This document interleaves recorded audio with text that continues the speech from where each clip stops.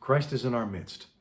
One of the themes that we hear in the hymns at the first bridegroom service on Palm Sunday evening, and which we will hear tonight, Holy Monday evening, is the story of Joseph from the book of Genesis.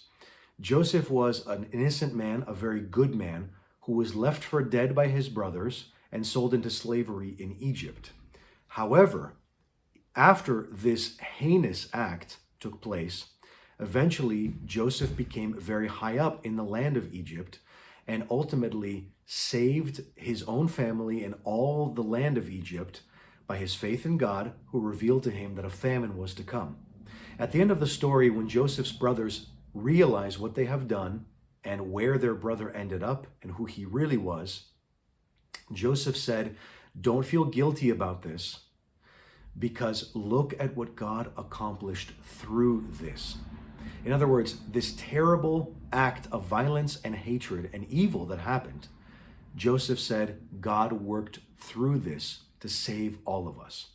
Joseph in the Old Testament is a prefigurement of Jesus Christ in the New Testament, of course, who also was an innocent man who was left for dead and ultimately also saved all of the people of the world and all of human history because of something that initially was an evil act, but that God worked through as well.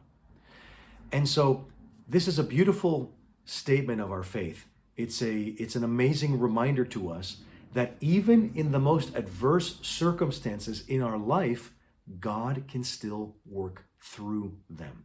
Let us remember this when we have difficult experiences in our own life, trusting that God is with us and still working through these horrible experiences in our own life, both for our own salvation and for the good of the world around us. Kali Anastasi, have a blessed day and week.